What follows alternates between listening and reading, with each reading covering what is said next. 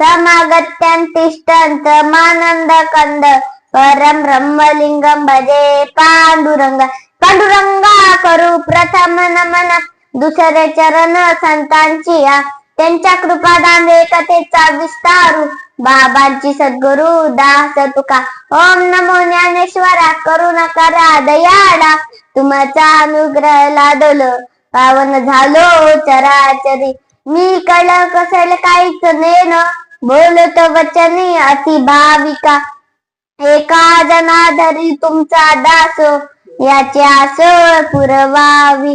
प्रास्त प्रसंगी प्रास्त थळी डोळेवाडी या ठिकाणी सुरू असलेला अखंड हरिनाम सप्ताहामध्ये तालकडी मालकडी शियोजक नियोजक अयोजक यांच्या सगळ्यांच्या सहकार्याने तसेच मनपात बसणारे मनपात न बसणारे आई वडिलांची सेवा करणारे आई वडिलांची सेवा न करणारे दारू पिणारे दारू न पिणारे गावाचा विकास कशा प्रकारे होईल यासाठी देखील झटणारे गाव कसं खड्ड्यात जाईल यासाठी देखील झटणारे यांच्या सगळ्यांच्या आशीर्वादाने तसेच उगल महाराज यांच्या परिचयातून मी बाप्पा जय हरी मारुद्र नागर गोरे इयत्ता दुसरी ही चौथ्या दिवसाची प्रवचन रूपी सेवा माझ्याकडे आलेली आहे. ही घेतलेली आहे ती म्हणजे आळंदी निवासी संत ज्यांच्या पाठीवर मांडे बाजले थोर आळंदी निवासी संत यांची घेतलेली आहे. बरं ए पिंटा तू सांग आळंदी निवासी संत म्हणजे कोणते संत येत आहे का नाही?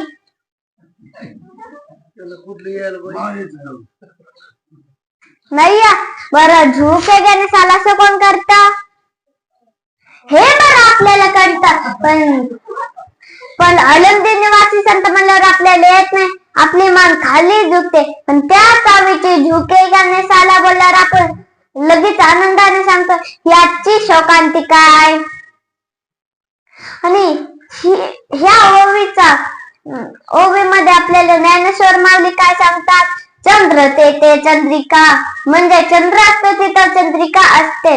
शंभू ते अंबिका म्हणजे शंकर महादेव तिथं माता पार्वती असतेच.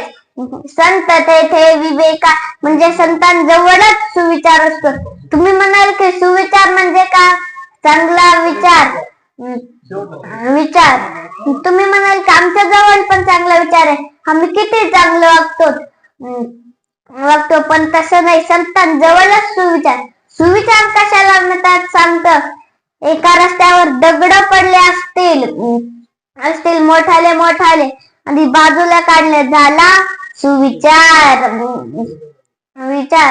रस्त्यावर दारूच्या बॉटलीची काच असली ती उचलून बाजूला नेऊन ठेवणे झाला सुविचार. एखाद्याने घर बांधलं आणि आपल्याला आनंद झाला सुविचार. एखाद्याने परीक्षेत पास झाला त्याने आपल्याला पेढे दिले तो आनंदाने खायचा झाला सुविचार. आता कुविचार कशाला म्हणतात. रस्त्यावर दगड टाकणे झाला कुविचार. रस्त्यावर काचा टाकणे झाला सुविचार. एखाद्या रस्त्याने चालला असला मुद्दाम आपली गाडी त्याला धडकून पुढे न्यायची झाला कुविचार. एखाद्याने घर बांधलं वाटणी बांधलेलं लगेच चालू करायचं झाला कुविचार. आणि एक जण परीक्षेत पास झालं त्याने आपल्याला पेढा दिला तो आपण मुद्दाम खाली टाकायचा आणि खायचा नाही झाला कुविचार. म्हणून संतांजवळच सुविचार आपल्या जवळ नाही. आपल्या जवळ सुविचार असला ना ज्ञानेश्वर माऊली म्हणले असते वकील ते विवेका न्यायाधीश ते विवेका कलेक्टर ते विवेका महाराज ते विवेका प्रवचनकार ते विवेका कीर्तनकार ते विवेका. असं का बोललं नाही कारण त्यांच्या जवळ सुविचार नसतो. म्हणून ज्ञानेश्वर माऊली आपल्याला सांगता चंद्र तेथे चंद्रिका, शंभू तेथे अंबिका, संत तेथे विवेक असणे की जय. आणि आज हा सप्ताह ठेवलेला आहे तो म्हणजे संत वामन भाऊ, संत भगवान बाबा, संत भीमसेन बाबा यांच्या कृपा आशीर्वादाने व हनुमान जयंती उत्सवा निमित्त देखील ही प्रवचन रूपी सेवा ठेवलेली आहे. आणि खरं म्हणलं तर आज ही प्रवचन रूपी सेवा ऍड मारुतराव महाराज नागरगोजे यांच्याकडे होती, पण त्यांच्या वकिलाच्या कामामुळे त्यांना तयारी करता नाही आली, म्हणून त्यांनी प्रवचन करायला मला पाठवलेलं आहे. आणि हनुमान जयंती उत्सवानिमित्त ही प्रवचन रूपी सेवा ठेवलेली आहे, म्हणून त्यांच्याच काळातले तुम्हाला मी उदाहरण सांगतो. ते तुम्ही ऐकलेले देखील असतात आणि बघितलेले देखील, तरी मी तुम्हाला आज सांगतो. हनुमान रायांना भूक लागली होती, ते रावणच्या अशोक वाटिकामध्ये गेले. त्यांनी फळ खाल्ले आणि त्यांनी केळीच्या झाडाची केळी तोडली आणि खाल्ली. त्यांना काही नाही आवडलं, म्हणून त्यांनी ती केळी घेतली आणि खाली फेकून दिली. आणि ते झाड होतं ना केळीचं, तेच उचललं, एका हाताने उपटीला आणि तिथं पाणी होतं, ते पाण्यापाशी बांधलेलं, त्या पाण्यात त्यांनी टाकून दिलं हनुमानरायांनी. मग काय झालं, दोन सैनिकांना जाग आली. ते म्हणाले, आपल्या याच्यात कोणतरी घुसलंय. मग ते दोघं गेले मारायला आणि हनुमानराय एका झाडावर चढून बसले. मग ते आले, मग ते त्या झाडाच्या किंचित पुढे गेले आणि म्हणाले, कोण आपल्या याच्यात घुसले. हनुमानराया म्हणाले, काय मी यांच्या मागे तरी यांना नाही दिसलं, म्हणून त्यांनी झाडाचं एक फळ तोडलं आणि त्यांना मारलं. दोघांची नजर त्याच्याकडे गेली. हनुमानराया म्हणते, तुम कोण हो. मग ते म्हणतात, आम्ही इथले रखवालेत, पण तू कोण आहे सांग. तो म्हणाला, मी श्रीराम यांचा भक्त आहे. तो म्हणाला, तुला नाही माहित, ही महाराज रावणच्या अशोक वाटिका आहे. ते दोन सैनिक म्हणतात. तो म्हणाला, मी काय करू. ते म्हणाले, इकडून जा या अशोक वाटिकातून. तो म्हणाला, का माझं जेवण झाल्यावर मी जाईन, हे सगळे फळं खाऊन झाल्यावर मी जाईन. तेव्हा म्हणाले, लवकर जा नाही तर तुला मारीन. तेव्हा म्हणाला, फक्त मारूनच दाखवा. हनुमानराया म्हणाले, पण त्यांनी त्यांचा पाय घेतला आणि कापणार. हनुमानरायांनी पुढं माग असा पाय घेतला आणि त्यांनी एकदा माग केला आणि पुढं केला. दोन्ही सैनिक खाली आपटले आणि हनुमानरायांनी झाडावरून उडी टाकली आणि ते खाली बसले. मग दोघा तलवारीने वार करणार. त्यांनी दोघांच्या हात धरला आणि तलवारी खाली आपटिल्या आणि त्या दोघांना दुसरीकडे फेकून दिलं. मग हनुमानराया खाली बसला आणि एक फळ खायला लागले. एक फळ त्यांच्या हातात होतं आणि ते दोन्ही सैन्य हनुमानरायांच्या पाठीवर बुक्क्या हाणायला लागले. मग ते पुढे आले त्यांच्या. हनुमानरायांना राग आला. त्यांनी त्यांचे केस धरले आणि अशी दोघांची टक्कर एकमेकांना केली आणि दोघांना फेकून दिलं. मग ते म्हणाले हो लय शक्तिशाली, आपण याला नाही हरू शकत. आणि ते जाताना मनानेच खाली पडले आणि ते गेले. आणि तिथला सेनापती होता, त्याने त्याला नाव सांगितलं. मग त्या सेनापतीने लय मोठे सैनिक घेतले आणि त्याच्यापाशी गेला. ते एका फळीवर बसलेला, अशी एक सपाट फळी होती, त्याच्यावर तो बसला. मग त्यांच्या अंगावर दोरे टाकले आणि वडायला लागले. एक तास झालं वडिलेला. मग ते त्यांनी वडीला ते हनुमानराय खाली वर असे एकदा खाली आले पण ते उभा राहिले, तरी सैनिक त्यांना वडीतच राहिले. हनुमानरायांनी ते दाव घेतला आणि त्यांनी वर खाली घेतलं आणि ते दोन सैनिकांनी त्यांच्या हातात पकडलेलं ना दाव, ते खाली वर होऊ लागला आणि त्यांच्या संग ते दोन्ही सैनिक एकदा खाली झाले. ते त्यांनी वर घेतलं. त्या पाण्यात झाड पडलेलं हनुमानरायांनी उपटून टाकलेलं त्याच्यातच ते दोन्ही सैनिक खाली पडले त्याच पाण्यात. मग त्यांच्या अंगावर ते दाव होतं त्यांनी ते घेतलं आणि तिथल्या सेनापतीच्या अंगावर टाकलं. सेनापती म्हणाला मारा. दोन सैनिक त्याला मारायला गेले. मग त्यांनी त्यांच्या शिफ्टीने पाडला सगळेच पडले.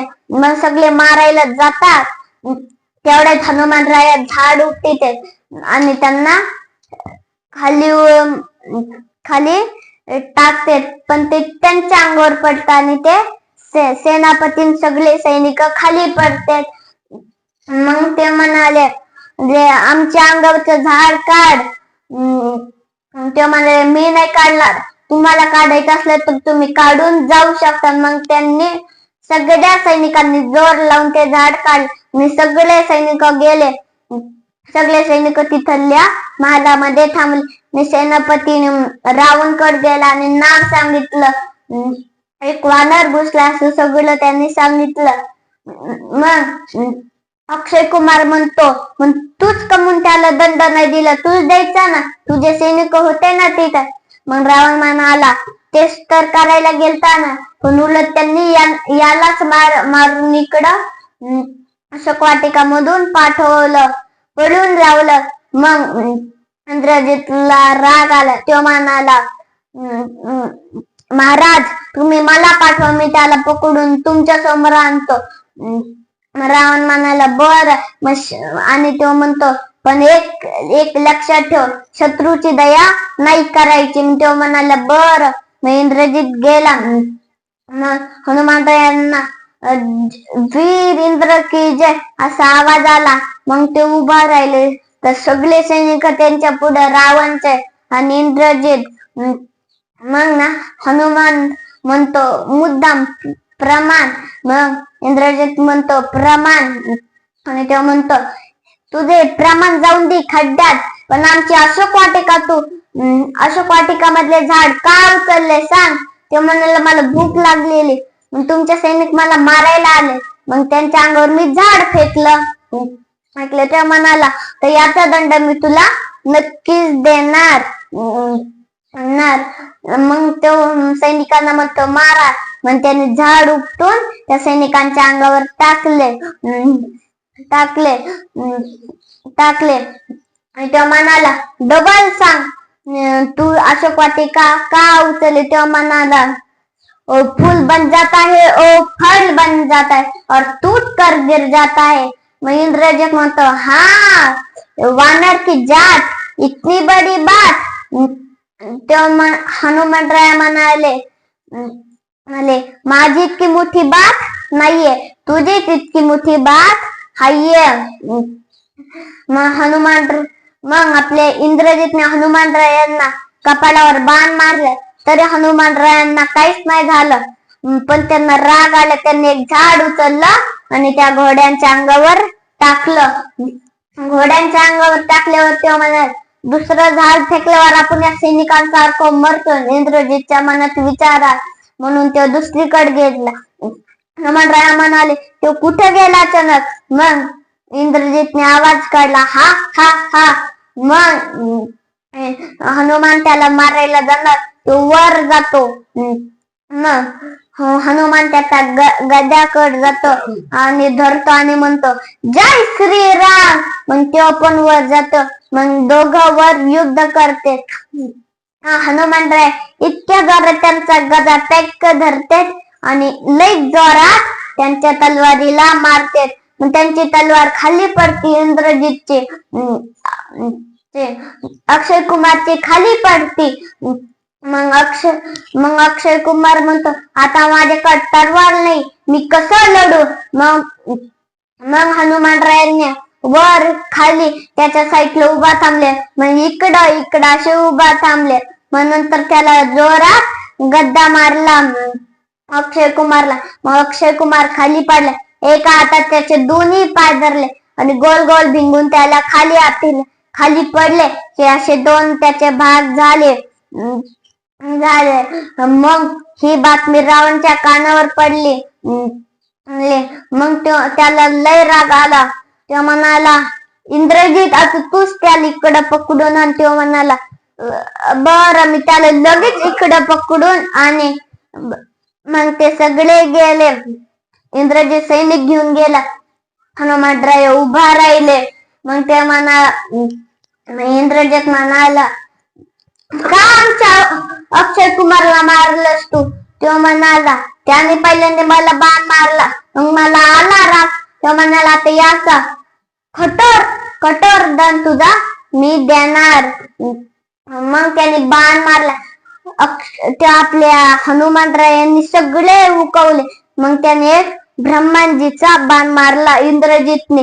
मग हनुमंतरायांनी नीट बघितलं काय चमकायले त्या बाणापाशी, तर ब्रह्मदेव होते. मग त्याने हात जोडले आणि तेवढे त्यांच्या वरून ते पायापर्यंत गोल एक दुरी लागली आणि ते खाली आले. मग इंद्रजित म्हणतो सैनिकांना साखर दंडाने आला बांधा. मग हनुमंतरायांना बांधतात आणि ते रावण पशी जातात. ते जवळ गेले. मग सगळे सैनिक खालीच होते उरलेले. आणि ते म्हणते वीर इंद्रजित की जय, वीर इंद्रजित की जय. खालचे सैनिक सगळे म्हणते आणि तो रावण पशी जातो. हनुमंतराय पण तिथं होते. मग रावणने प्रश्न विचारले इंद्रजितला तू कस काय आली इकडं पकडून आणलं? मग इंद्रजित म्हणतो महाराज मी याला ब्रह्मजीचा बाण मारला, मग हा बाप खाली आला. मग खाली आल्यावर आम्ही त्याला साखर दंडाने बांधलं. मग रावण म्हणतो हा का? इंद्रजित म्हणतो हा महाराज मी ब्रह्मजीचाच बाण चालवला. रावण म्हणतो युडूच्या बादसाठी तू ब्रह्मास्त्र चालवला? तर म्हणाला हा. मग रावण म्हणतो तर याला काहीतरी शिक्षा द्यायची. मग रावणची पहिली यातना होती की याची जीभ काढून टाकायची. सेनापतीला सांगितलं. मग तो हनुमंतरायांपाशी जाणार तेवढ्यात एक सैनिक रुकवतो ही शिक्षा नको दुसरी द्या महाराज प्लीज. तो म्हणाला बर. मग दुसरी त्याची आज्ञा की याची ती शेपटी ती जाळून टाकायची. मग हनुमंतरायांनी फुल शेपटी बांधली. रावणच्या महालातले सगळे कपडे संपले. त्याच्या शेपटीला गुंडाळलं. मग हनुमंतरायांनी सीताला जसं चोरून आणलेलं ना तसं त्याने गावातल्या लोकांच्या घरातून कपडे चोरून आणले आणि त्याच्या शेपटीला बांधले. बांधल्यावर काय झालं आग लावली. मग हनुमंतरायांनी शेपटी सगळी कमी केली आणि ते जय श्रीराम असे ओरडले की सगळं साखर दंड तुटून खाली पडलं. म्हणलं हनुमंतराय आकाशात गेले. त्यांनी सगळी लंकेला आग लावली. सगळ्या दरवाज्यांपाशी फक्त त्याने बिभीषणचं घर होतं ते जाळलं नाही. सगळं जाळलेलं पण. मग ते वर असे 10 चक्रा मारल्या कुठं आग राहिली का नाही. आणि ते त्यांच्या शेपटीला आग होती ना ते ना मुद्दाम रावणच्या बसून गेले आणि त्या लंकेच्या समुद्र होता ना त्याच्यात त्यांनी शेपटी विझवली आणि ते रामाकडे निघाले. आणि याच ठिकाणी आपल्याला तुकाराम महाराज सांगतात हनुमंत महाबली दाढी रावणाची झाली तया माझा नमस्कार वारंवार निरंतर करणी उड्डाण केले लंकेचे शोधन जाळी एली लंका धन्य धन्य म्हणे तुका आणि असेच भगवान बाबा पण किती शक्तिशाली होते. तुम्ही म्हणाल की कस काय, सांगतो तुम्हाला कस काय होते ते शक्तिशाली. भगवान बाबाचं नाव होत आबाजी. मग ते भगवान बाबा दरवर्षी नारायणगडावर यात्रेला जायचे. मग ते एका दिवशी गेले आणि त्यांना माणिक बाबा 4 जणांसंग बोलताना दिसले. ते त्यांच्यापाशी गेले आणि म्हणाले, मला गुरुमंत्र द्या, मला गुरुमंत्र द्या. ते म्हणाले, तुला नाही समजणार गुरुमंत्र म्हणजे काय, तू जा. ते म्हणाले, मला गुरुमंत्र द्या. मग माणिक बाबा म्हणाले, आता याला हटवण्यासाठी काहीतरी मी करतो. मग ते म्हणाले, त्या शिखरावरून उडी टाकल्यावर गुरुमंत्र मी देतो. मी पायरी ना पायरी चढत ते गेले भगवान बाबा. आणि ते म्हणाले, माणिक बाबा खाऊ का उडी. त्या आवाजाने सगळेजण तिथं आले, यात्रा करायला आलते. ते म्हणाले, तुला मोबाईल देतो, उतर खाली. कोण म्हणतंय तुला चॉकलेट देतो, उतर खाली. कोण म्हणतंय तुला कुरकुरे देतो, ये खाली. तुला मुरकुरे देतो, ये खाली. महिला मंडळीत टुकू का बघता. त्या काढले होता मोबाईल, चॉकलेट, कुरकुरे, मुरकुरे तर नव्हते. माणिक बाबा म्हणाले, देतो तुला गुरुमंत्र, ये खाली. मग भगवान बाबांनी ऐकलं नाही आणि चेंडू पडल्याप्रमाणे त्यांनी खाली उडी टाकली. आणि त्यांनी माणिक बाबाचे पाय धरले, म्हणाले, आता तरी द्या गुरुमंत्र. मग माणिक बाबा म्हणते, आजपासून तुझं नाव फक्त आबाजी नाही, आजपासून तुझं भगवान बाबा नाव आहे. तेव्हापासून त्याचं नाव, आबाजींचं नाव भगवान बाबा पडलं. भगवान बाबा इतके शक्तिशाली होते, शिखरावर इतक्या उंचावरून उडी टाकली तरी काहीच नाही झालं. तसे तुकाराम महाराज पण किती पैलवान होते, कस काय हे पण तुम्हाला मी सांगतो. संत तुकाराम महाराजांकडे एक म्हैस होती. त्यांनी ती त्यांच्या रानात बांधलेली. रात्रीची वेळ होती, मग ते झोपायला गेले. रात्री ते झोपले. त्यांच्याच घरी पाशी राहणारे मंबाजी बुवा मग ते लवकर बाहेर आले आणि त्यांनी बघितलं तर काय, आपल्या रानात तुकाराम महाराजांची म्हैस आली आणि नासधूस केली. म्हणून मंबाजी बुवांना राग आला. त्यांनी त्यांची झोप मोडून त्यांना बाहेर आणलं आणि त्यांना काठीने बदाडून काढलं. तरी काही नाही झालं संत तुकाराम महाराजांना, कारण ते शक्तिशाली होते. मग त्याच दिवशी संत तुकाराम महाराजांचं कीर्तन होतं. ते कीर्तनाला उभा थांबले आणि सगळीकडे बघितलं. ते म्हणाले, सगळ्यात पुढे ऐकून मग ऐकणारे मंबाजी बुवा तेच आज आले नाही. ते म्हणाले, तुम्ही सुरू करा, मी येतो. करा तुम्ही सुरू. ते म्हणाले, टाइम संपलाय, कुठं चालला तुम्ही. तेव्हा म्हणाले, तुम्ही सुरू करा, मी लगेच येतो. मग गेले संत तुकाराम महाराज मंबाजी बुवा यांच्या घरी आणि त्यांच्या कीर्तनात ते ठाट गेले होते ना, त्यांनी त्यांचं सुरू केलं. रामकृष्ण हरी जय जय रामकृष्ण हरी, त्यांनी त्यांचं सुरू केलं. मग संत तुकाराम महाराज मंबाजी बुवा यांच्या घरापाशी पोहोचले आणि ते आत गेले. ते म्हणाले, तुम्ही कीर्तनाला कमून नाही आला. मग तो म्हणतो, माझं खूप अंग दुखतय.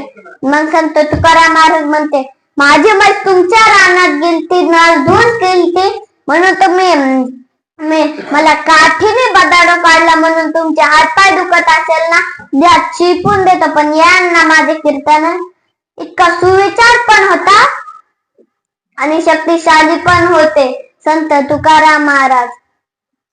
आणि अहो, यांच्या जवळ देखील सुविचार होता. आणि संत बाळूमामांपाशी किती सुविचार आहे. तुम्ही म्हणाल की कस काय, त्यांच्याजवळ कस काय सुविचार, सांगतो तुम्हाला. संत बाळूमामा ह्या गावावरून दुसऱ्या गावाशी त्यांच्या मेंढ्यांना चारीत न्यायचे. आणि ते जाताना एका पाटलाचं घर आलं, म्हणजे शेत आलं. मग त्यांच्या रानात होते बाबलीचे झाडे. मग 1 2 3 4 असे 50 झाडं बाळूमामांनी कापले आणि त्यांच्या मेंढ्यांना खायला दिला आणि ते खाली बसले. मग त्या शेताचा पाटील आला, म्हणाला, तुझे मेंढा आमच्या रानात का चारितोस? तो म्हणाला, मेंढ्यांना भूक लागली. मग त्यांनी त्याला बाळूमामाने शिवीगाळ दिल्या, तिथले दगड मारले. तरी बाळूमामा म्हणाले, मी देतो तुम्हाला भरून देतो, तुम्हाला याचे पैसे देतो, काहीतरी तुम्हाला देतो. त्या म्हणाला, तू कशाचे देतोस? भरपाई भरून अशा मेंढ्या फिरत नेतो, कस काही देशील तो? मग त्याचे रागात त्यांची ज्वारी होणार होती, ते तिथं गेले. बाळूमामा देखील त्यांच्या मागे गेले. तेव्हा तो तिथं पोहोचला, तेव्हा तो शांत होता. पाटील बाळूमामा बोलते, किती पोते होणार आहे ज्वारी? मग तो पाटील म्हणतो, 2 पोते होणार आहे बघा. मग बाळूमामा विचारते, कधी भरणार आहेस? मग तो पाटील म्हणतो, आता लगेच. मग बाळूमामा म्हणतात, आता लगेच नका भरू, उद्या सकाळी पहाटे तुम्ही भरायला सुरू करा. मग पाटील म्हणाला, बरं, तुझं म्हणणं तर मी करतो. मग तो पाठ झाले. मग ते उठला, त्यांनी ज्वारी भरायला सुरू केली. 2 पोते झाली. ते म्हणाले, हायश, आता झालं का? डबल ती आली. मग तो पाटील म्हणतो, जरा पटपटा करा. मग अशी 10 पोती झाली. मग तो म्हणा, सगळे पोते संपले तिथले. मग 2 गडी त्यांच्या कामाला होते त्या पाटीलचे. तो म्हणाल, तू अजून एक जा. एका गडीला तो म्हणतो, मग तो आणतो. मग असे 1 2 3 4 5 6 7 8 9 10 असे 22 पोती ज्वारी झाली. 2 पोते घेऊन ते बाळूमामांपाशी गेले, ते दोन्ही गडे आणि तो पाटील. मग ते म्हणाले, बाळूमामा उठा, उठा बाळूमामा. मग ते म्हणाले, काय? तो म्हणाला, आम्हाला क्षमा करा, आम्ही तुम्हाला शिवीगाळ दिली, दगड मार, प्लीज आम्हाला क्षमा करा ना. 2 पोते ज्वारी होणार होते, तर तुमच्या आशीर्वादाने ती 22 पोते ज्वारी झाली. मग तो म्हणाला, बरं, तुला मी क्षमा करतो. म्हणते पाटील म्हणतो, 2 पोते ज्वारी तुम्हाला पुरत नसेल तर 20 पोते ज्वारी तुमचीच आहे, तेवढी घ्या. मग बाळूमामा म्हणते, तुम्ही त्यातले 2 पोते तुमचे आणि ते 20 पोते माझ्यात ना, ते मला तुम्ही देऊ नका, गावातल्यांना वाटा. मग त्यांनी गावातल्यांना सगळ्यांना 1 ज्वारीचं पोत वाटलं. बघा किती सुविचार आहे बाळूमामांमध्ये. फक्त बाळूमामांमध्ये नाही, सगळ्या संतांमध्ये सुविचार आहे. आणि दारू पिऊ नका. दारू पिण्याने काय होतं सांगू तुम्हाला? बरं, सांगतो. एक दारुडा होता. 1 बॉटल फुल पिऊन आला होता. झुलत घरी येत होता. पावसाळ्याचे दिवस होते. घरी पोचला. पावसात भिजल्यामुळे त्याला गार वाटलं, म्हणून त्यांनी कपडे बदलले आणि दिवाणवर बसला. आणि त्याची बायको बिचारी भाकऱ्या तापत होती. मग तो खुर्चीवर बसला आणि म्हणाला, गावाले माणसं लई अडी आहेत. गावाली माणसं लई अडी आहेत. मग त्याची बायको म्हणाली, झालं तरी काय? त्याला पुढचं आठवण तेच म्हणे बसले, गावाल्या माणसांना काडीची अक्कल नाही. ती म्हणाली, झालं तरी काय? मग त्याला आठवलं. तेव्हा म्हणतात, मला सरपंच गेलं नाही. सरपंच गेला असतं ना, गावाने नसतं काम. गाव काय डोक्यात घेऊन बसली. मला जर आमदार गेला असतं ना, तालुका बदलेला असतं तालुका. तू फक्त तालुक्यावर डोकं थांबव आणि मी पण नाही थांबलो.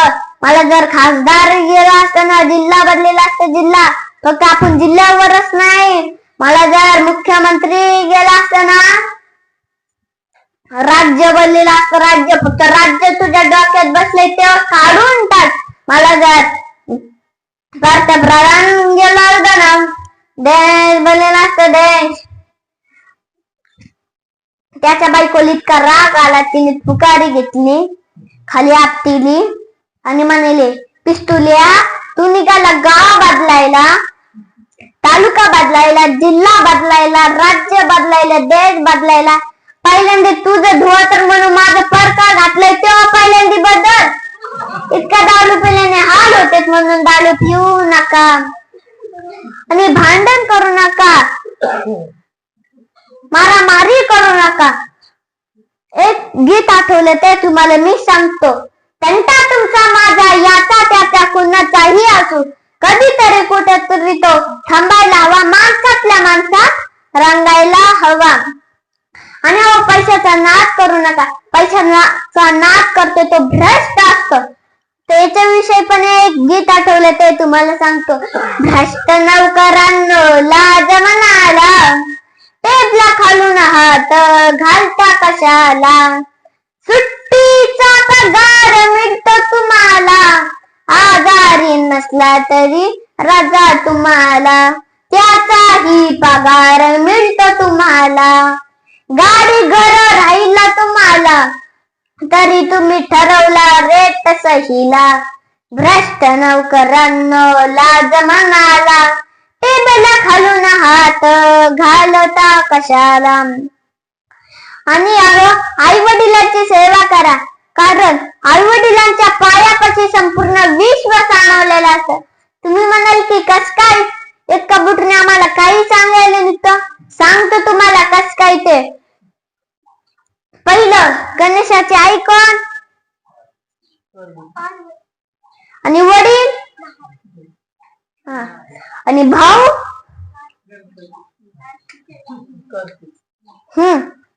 आता तुमच्या सगळ्यांचे प्रश्न बरोबर आहेत. ते यांचं तुम्हाला मी एक उदाहरण सांगतो की गणेश आणि कार्तिक दोघं भाऊ आहेत ना, मग ते दोघं खेळत होते. खेळता खेळता त्यांच्यात भांडण झाले. मी पैलवान आहे, मी पैलवान आहे, मी पैलवान. ते म्हणे दोघांपैकी कोण पैलवान आहे ते आपण जाणून घेण्यासाठी चल आई वडिलांकडे जाऊयात. मग ते गेले, म्हणाले आमच्या दोघांपैकी पैलवान कोण.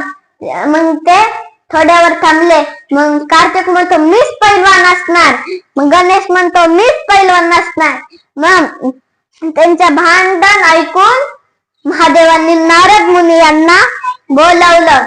मग नारद मुनीला बोलवल्यावर काय झालं, मग नारद मुनी म्हणतात महादेवांना, शंकर महादेव का तुम्ही मला इथे बोलावलं. तेव्हा म्हणाले ह्या दोघांपैकी पैलवान कोण आहे हे सांगायला. मग ते म्हणाले ह्या पूर्ण विश्वाला 3 चक्र मारून येईन तेच. मग कार्तिक स्वामी त्यांच्या वाहनावर म्हणजे मोरावर स्वार देखील झाले आणि ते लगेच निघाले. आणि ते म्हणाले आई बाबा मी ह्या गणेशाला हरून लगेच येतो बघा. आणि ते गेले. आपले गणपती बाप्पा इकडं तिकडं बघत बसले. त्यांचं वाहन कोणतं, छोटूसा फिटुकला उंदीर. मग याच्यावर बसून कस का पृथ्वी प्रदक्षिणा होणार, म्हणून त्यांनी एक युक्ती वापरली. त्यांचे आई वडील तिथं बसलेले ना, त्यांना 3 चक्रा घातल्या आणि साष्टांग नमस्कार घातला. साष्टांग नमस्कार म्हणजे आपले इतके मोठे शरीराचे भाग आहेत ना, त्याच्यातले 8 अंग जमिनीला टेकताना असा नमस्कार केला जातो, त्याला म्हणतात साष्टांग नमस्कार. तो आपल्या गणपती बाप्पा यांनी घातला. मग काय झालं, त्यांचं वाहन होतं ना उंदीर, त्यांच्या संग ते आपले गणेश खेळायला गेले. मग कार्तिक स्वामी येतात आणि म्हणतात आज मी जिंकलो. आणि ते आई बाबा मी जिंकलो का नाही, खरंच आहे ना.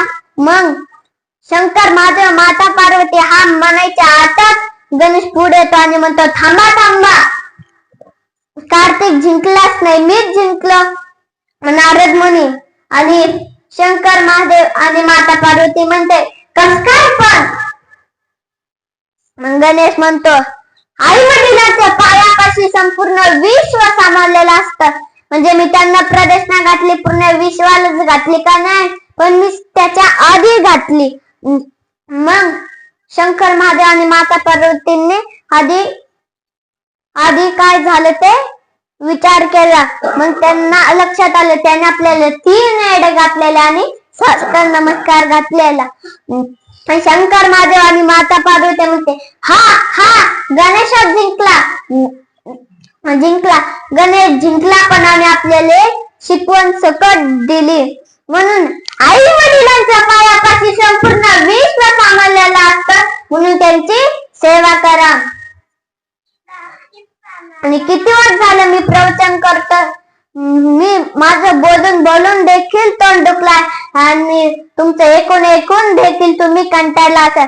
माझी प्रवचन रूपी सेवा याच ठिकाणी समाप्त करतो. जय जय विठ्ठल, जय जय विठ्ठल, जय जय विठ्ठल, जय जय विठ्ठल, जय जय विठ्ठल, जय जय विठ्ठल, जय जय विठ्ठल, जय जय विठ्ठल.